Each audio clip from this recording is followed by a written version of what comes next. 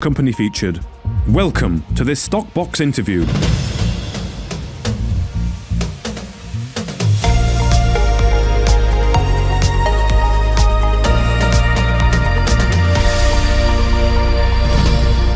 Joining us today is Rolf Gerritsen, the CEO of MetalNRG. Hi Rolf, welcome to Stockbox. How are you? Very well. How are you, Mark? Yes, doing okay. Thank you, Rolf. Thank you for your time today. So MetalNRG have released an update on BritNRG and the recent resignation of Pier Paolo Rocco. Now, the RNS reads pretty bluntly and paints a pretty stark picture of the situation, and the CEO comments section was simply, "I cannot comment." So is there anything that you would like to say now to investors about this situation?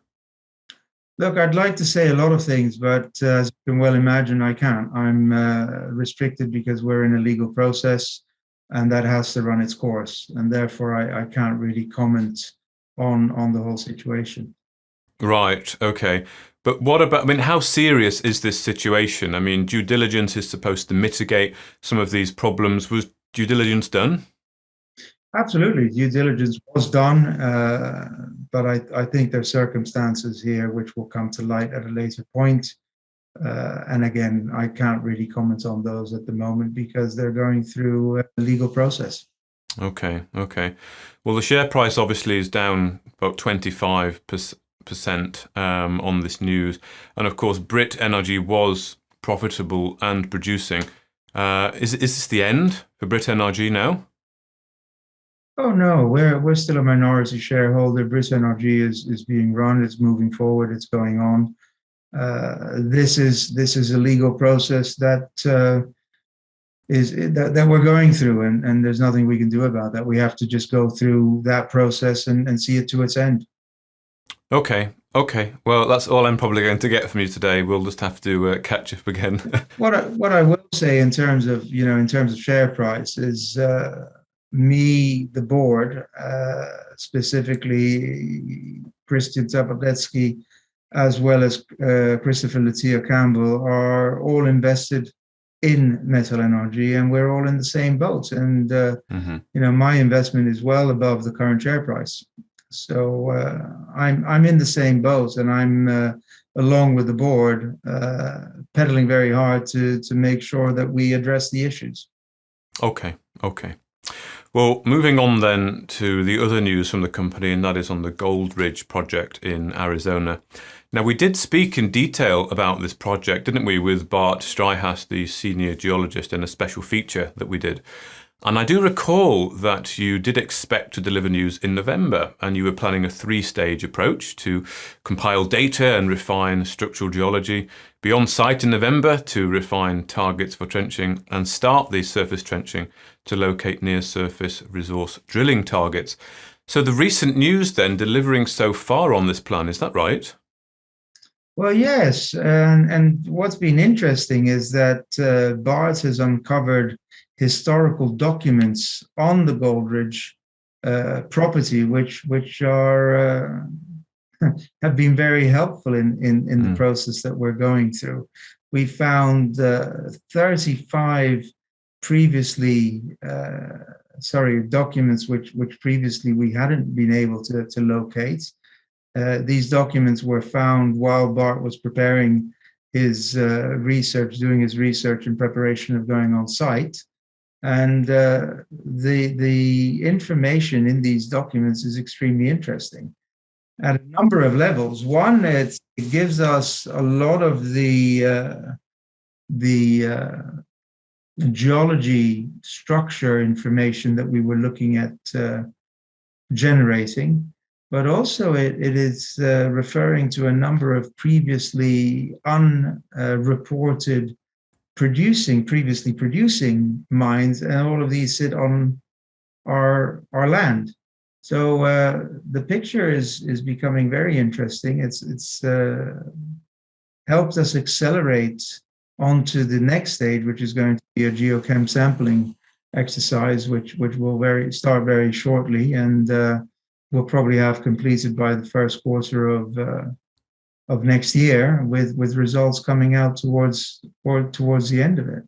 Okay. And Yes. the whole purpose of the Geochem exercise is to make sure that we establish a very clear roadmap on where we want to go and explore further and in more detail, because the targets at this particular point seem to be increasing quite substantially. Mm-hmm. I know when we spoke with Bart on the special feature, we mentioned the sheer amount of data that is in these areas, and the discovery of the 35 new pieces then just add to that. Does all this data then and the discovery of the new data save MNRG a lot of time from for completing extensive site works? Well, definitely, because one of the things that we had planned to do is go and carry out or complete a number of sampling exercises on site that would enable us to put some of the structural information on the geography and the geology together. And by uncovering these documents, we have definitely saved money, and definitely more importantly, I think, being able to accelerate the process. And that allows us now to move on into the geochem sampling exercise. And we're going to be looking at around sampling 1,000, putting together 1,000 samples. So it's a nice piece of work that will give us a substantial amount of information that we can then further develop our whole exploration program on. But it's definitely allowing us to accelerate. It's definitely allowing us to plan more precisely where we want to intervene, and therefore, from a cost perspective, it's helping us out and allowing us to move forward more rapidly, which is, I think, great news. Okay. We have spoken about the turnkey opportunities here at GoldRige, and the trenching and the soil sampling then, is this getting underway pretty soon? We're going to be doing the geochem soil sampling. We're looking at starting that before the end of the year. It depends a little bit on the contractors, and we're working with them and negotiating with them the final details on it. And we'll end up then getting the work started. And I'll announce the market when we actually go on site and make sure that the market knows that we're on site. But we're finalizing the details to get on site. Once, as I said, I hope to be doing that before the end of the year and have final results on that particular piece of work by the end of the first quarter of next year. Of next year, okay. Now, I know with GoldRige, when we were talking before, you said you were starting off by looking at the waste dumps, but said it would be a shame not to look at the bigger picture opportunity here. So what is the roadmap looking like then? You've mentioned there some results perhaps early next year. You said at some point you were going to make a decision date, I think, and it was sort of maybe around the end of this year as to whether to go for the bigger picture or go for the waste dump. So give us an idea of the roadmap, Rolf, and when you might make that final decision about the way forward. I think this next step is quite indicative that we're moving forward to developing the whole area and looking at further developing that whole area. Okay. And of course, we will need to see the results. We will need to see details of those results, but it's going to be a gate that we will need to go through. Once we've seen those results, we'll decide whether or not to pursue. But at the moment, it looks that from what we're seeing is that there's definitely enough positivity around the area for us to move it forward and start developing it. Looking at the waste dumps, those are there, and the advice I've been given by the experts, the geologists, and Christian has looked at this very closely as well, and everyone is in agreement that if we go after those waste dumps right now, we will not be able to look at the bigger picture and extrapolate the true value of this asset. And that's really where we're headed. We want to be able to look at that bigger picture, extrapolate as much value as we possibly can, and develop it in that way. Having said that, we're going to move cautiously, and there will be very clearly established work programs that need to come to the conclusion before we decide exactly which next step we take and how much more money to spend on it. Okay. So some positive news then from GoldRige then, and with BritNRG, it's a matter of really waiting and seeing how it plays out. Correct. Okay. I also think that if you look at the other assets that the company have, and I'll be very brief on this, Mark, but Italy, the waste to energy plant that's moving forward nicely. Ecotech are doing a great job.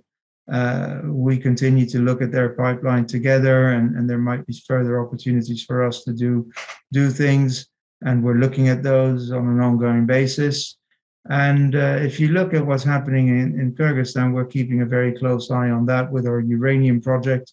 Currently, the ban is still in existence, but a new government should be in place by around the 28th of November or soon thereafter. So we're keeping a very close eye on that as well. So there's a lot of positivity around the projects that we have and what's happening. Unfortunate what's happening with BritNRG. As I said, I'm not going to comment on that. But we're not just a one asset company. There's more to our armory than just BritNRG. Okay. Well, Rolf Gerritsen, the CEO of MetalNRG, thank you very much for your time. Thank you, Mark. Thank you very much. If you enjoyed this interview, then give us a thumbs up, a like or a retweet. Subscribe to us on YouTube or follow us on Twitter and hit that notification bell to be the first to know when we release new content. There's loads of great content on our website too, across all our programs at stopboxmedia.com. Thank you for watching.